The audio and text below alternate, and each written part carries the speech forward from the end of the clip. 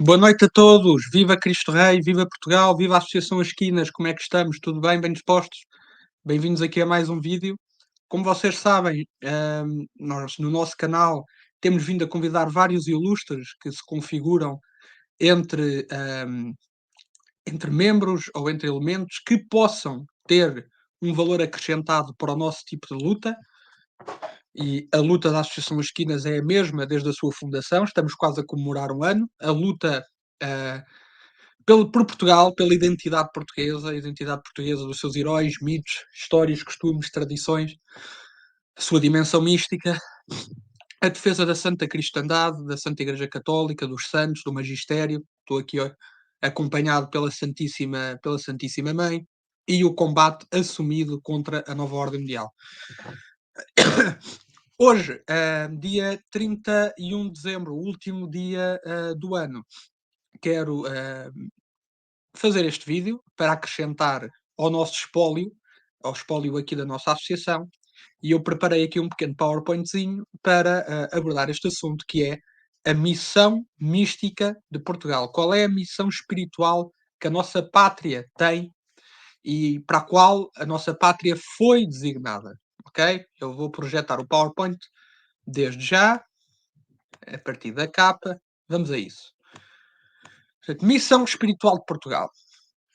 O que é que acontece? Antes de eu falar do assunto propriamente dito, eu quero fazer aqui uma ressalva. Portugal, hum, aliás, melhor dizendo, a história no seu todo, não só a história de Portugal, mas a história internacional, desde que passou a ser aplicada à historiografia de modo liberal, ou a historiografia materialista, que se tem perdido o senso espiritual das nações. O que é que isto significa? Significa que passámos a ter uma história que negligencia a natureza espiritual das nações. Ou seja, quais foram os fatores, quais foram as circunstâncias, quais foram os símbolos que, do ponto de vista espiritual, do ponto de vista místico, justificaram a existência de uma nação.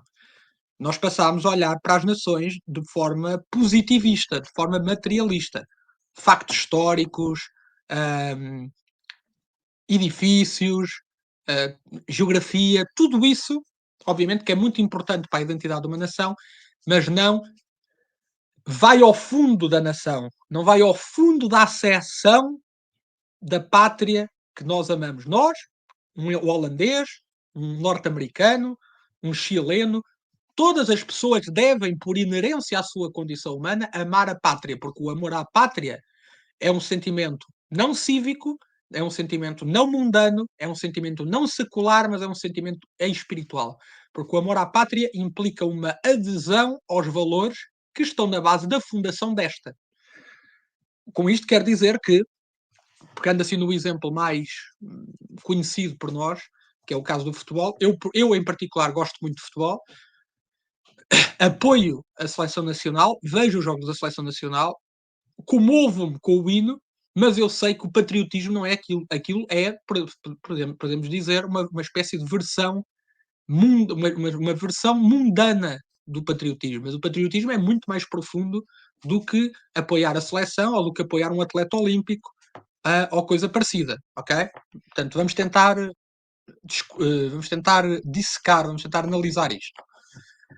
Primeiro, Portugal. Como defini-lo? Portugal não é só a sua geografia, não é só a sua história, não é só os seus governos ou os Estados, não é só os seus costumes, é tudo isso, mas é acima de tudo um projeto de Deus. Deus, obviamente que tudo o que Deus deseja, aliás, tudo o que existe é desejado por Deus, desde a mais pequena célula, desde o mais pequeno átomo até ao império mais colossal. Mas há uma diferença a considerar. É que existem nações providenciais e nações temporais. E o que é que são nações temporais? Nações temporais, basicamente, são nações que nasceram por vontade de Deus, mas não têm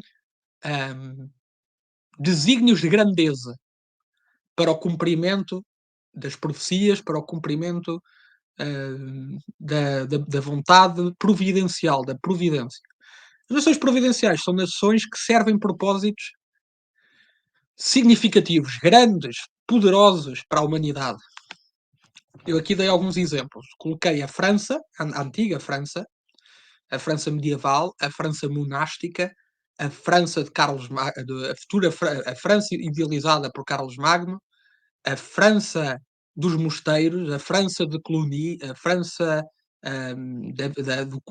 do poder sapiencial, muito importante para a formação de uma cristandade medieval. Depois temos os hebreus, neste caso o povo israelita, que obviamente, e esse é o caso mais notável, de que de facto o povo judeu ou o povo israelita foi o povo eleito por Deus, o Israel, que hoje é a Igreja Católica, porque o Israel de hoje é um Estado sionista diabólico e Illuminati, não tem nada a ver com o Israel bíblico. O nosso caso português e o caso de Castela. Portugal e Castela como as duas grandes colunas da evangelização da palavra de Deus para os outros pontos do mundo, criando impérios cristãos. Ora, Portugal, sendo uma terra mística, sendo um país místico, sendo um país desejado por Deus, tem desde logo um mito fundacional para a sua origem. Neste caso, o milagre de Ourique.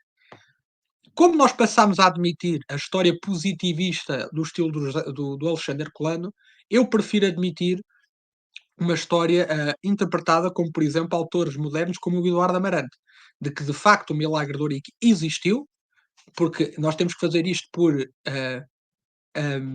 raciocínio lógico, ou seja, se Nossa Senhora de facto apareceu perante os pastorinhos, nada nos pode levar a crer que Nosso Senhor Jesus Cristo apareceu a Dom Afonso Henriques, apesar do mito de dizer que foi um mito usado para inspirar as hostes, para inspirar o exército português, para justificar o sentimento de independência. Eu creio na aparição de Nosso Senhor Jesus Cristo a Dom Afonso Henriques por causa das circunstâncias históricas que se vieram a acontecer. Porque Dom Afonso Henriques ouviu de Nosso Senhor: quero fundar em ti uma das nações que levará o meu nome aos povos mais estranhos. E aqui estranhos não é no sentido pejorativo, é aos povos mais distantes. E foi isso que Portugal fez nos descobrimentos. Aqui nestes selos associados a Dom Afonso Henriques e à primeira dinastia, desde logo identificamos diversa simbologia templária, a cruz, e do lado direito aquilo que é um selo que alguns estudiosos interpretam como a rosa mística. É a rosa templária que tem uma simbologia que é, no fundo, a rosa templária é a rosa que desabrocha para a luz, que desabrocha para o mundo, desabrocha para para o verdadeiro mundo, que é o mundo de Deus, que é o mundo divino.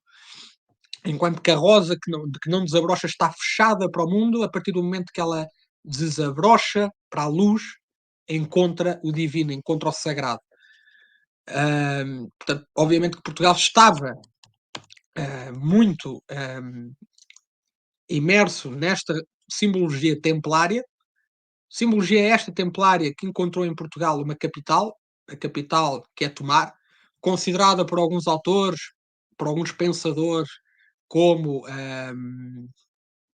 a Jerusalém Ocidental, porque de facto teria sido a partir de Tomar que o Império Português começou a desenhar em pensamento, em oração, em discussão, em execução, na, na reunião de todos os conhecimentos adquiridos pela Ordem dos Templários ao longo dos tempos, e que para isso precisaram de um senhor que vamos ver mais à frente. Portanto, a simbologia portuguesa há muito que é acompanhada pelas chagas de Cristo, nas esquinas, como todos nós sabemos, como se as chagas de Cristo, como se as chagas de Cristo estivessem impressas no coração da pátria, a esfera armilar, como o símbolo, um símbolo mais tardio, mas um símbolo do esplendor de Portugal, o símbolo do Império Cristão Português, o Quinto Império.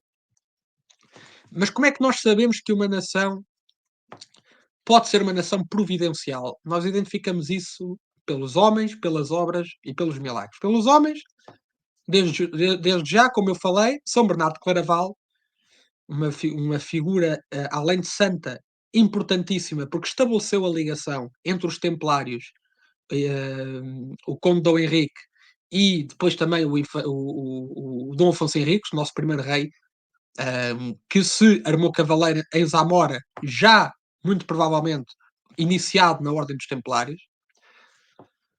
Dom Afonso Henriques, lá está, o pai fundador da nação, que recebeu Nosso Senhor Jesus Cristo o selo divino nas aparições em Campo de Ourique, peço desculpa, no Milagre de Ourique, no qual disse: quero fundar sobre ti, Afonso, um povo ou uma nação, desculpem, um reino que levará a minha santa palavra entre as nações mais estranhas do mundo. Dom Dinis e Santa Isabel, que além de terem protegido os templários através da fundação ou da transição para a Ordem de Cristo, protegeram ou difundiram o culto do Espírito Santo, que ainda hoje verificamos na Festa dos Tabuleiros em Tomar ou nos Açores. O São Nuno de Santa Maria ou Nuno Álvares Pereira, como alguém que salvou a soberania portuguesa, que provavelmente, se tivesse sido anexada a Castela, desapareceria para sempre, e é o perfeito português. Eu costumo dizer que Nuno Álvares Pereira é o português perfeito, porque foi um português que serviu e lutou pela pátria e, ao mesmo tempo, preservou a sua vocação religiosa, porque, apesar de toda a sua riqueza, todo o seu fausto, todo o seu prestígio, renunciou a tudo para se dedicar a uma vida monástica, uma vida dedicada a Deus. Aqui poderia ter posto outros, Infante Dom Henrique, Vasco da Gama, Afonso de Albuquerque e Dom João II, que foram, digamos assim, os arquitetos da missão portuguesa, os arquitetos do Império Português, os arquitetos daquilo que viria a ser o primeiro e grandioso Império Cristão e último também, muitos séculos depois. Mas nestas 4 figuras, sobretudo, encontramos o coração do Império Português.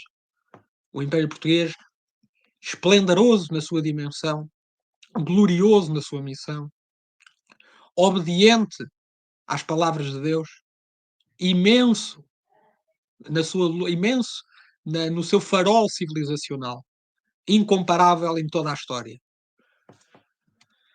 Aqui, estes indivíduos, estes 3 grandes autores que foram intérpretes intérprete através da arte, através da escrita, através da poesia, daquilo que viria a ser Portugal, daquilo que é o Portugal da sua essência. Fernando Pessoa escreveu sobre Bandarra, que é o Bandarra é qualquer coisa parecida como a forma como o povo português vê a nação. De facto, estes foram os intérpretes, foram quase como os antigos profetas do Antigo Testamento, como Isaías, como Ezequiel, que anunciavam a palavra de Deus e avisavam o povo de Israel para se desviar dos maus caminhos. Estes 3 autores foram, digamos assim, profetas da Portugalidade. Dom João IV, muito importante, como o nosso restaurador, aquele que, um bocadinho à imagem de São Nuno Álvares Pereira, apesar dele já ser um caso diferente, Nuno Álvares Pereira estava a proteger algo que ainda existia, o Dom João IV recuperou aquilo que outrora tivemos e, muito importante, coroou Nossa Senhora como Rainha de Portugal. Dom Miguel combateu a maçonaria e defendeu a legitimidade da coroa portuguesa, e o professor António Oliveira Salazar, que no seu tempo foi absolutamente notável, meritório, brilhante e genial na forma como interpretou o verdadeiro sentido civilizacional de Portugal, foi extremamente arguto na compreensão do que era Portugal e do que era o Império Ultramarino, daí que tenha resistido tanto a que o nosso Império fosse preservado, rejeitando as pressões americanas e soviéticas e provando, sim, que Salazar foi um émulo contra a nova ordem mundial. Entre as obras, nós podemos referir que 2 grandes, mas uma que vale por todas as outras. A vitória da cristandade contra o islamismo. Não só na Reconquista, mas em outras batalhas feitas na Europa, nas quais Portugal ajudou e participou, garantindo a vitória da cristandade. E isto os portugueses têm que entender, este é o maior feito da história da humanidade. Porquê? O pensamento grego é brilhante, importantíssimo, basilar na nossa civilização. O Império Romano foi uma obra excepcional, mas nada é mais grandioso do que nós podemos levar a palavra de Cristo, a palavra de Deus, a palavra da salvação, a um indígena numa vida selvagem, a um simples artesão das Índias, a um pobre, a um pobre pastor das Áfricas, e dizer: existe um Deus e este Deus é verdadeiro. Abandonem os vossos pecados e convertam-se. Não há obra maior do que esta. Além de todo o gênio da nossa engenharia náutica, da nossa genialidade cartográfica, da nossa genialidade científica, do progresso que nós imprimimos através da inspiração dos grandes ases da história de Portugal e da inspiração, também ela certamente vinda do Espírito Santo. E como é possível que na nossa pátria existam jovens que descorem este feito, que reduzam este feito a uma mera forma de exploração de recursos alheios. É isto que a nova ordem mundial faz. Dividir, hostilizar o amor dos filhos ao seu pai pátrio e afastar as pessoas dos valores seculares, dos valores quase milenares do caso de Portugal, nas quais estão enraizados. E depois, dois milagres que confirmam de facto que Portugal é um país providencial. O milagre do Orique, um milagre relacionado com a fundação. Portugal foi fundado por vontade de Deus, em que Nosso Senhor Jesus Cristo terá dito a Dom Afonso Henriques: sobre ti quero fundar uma nação que leve a minha palavra aos reinos mais distantes, que se cumpriu nos descobrimentos. E Nossa Senhora, quando disse: em Portugal jamais morrerá o dogma da fé. Ou seja, houve a confirmação, houve a fundação da nação e a confirmação da nação, separados por perto de 800 anos. E estejamos rentes, estejamos afeiçoados àquilo que Nossa Senhora disse. Em Portugal jamais morrerá a dogma da fé.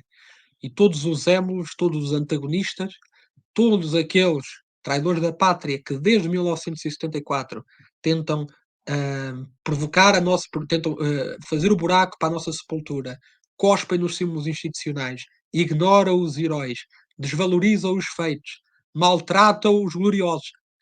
Nenhum deles triunfará sobre a promessa de Nossa Senhora. Em Portugal jamais morrerá o dogma da fé.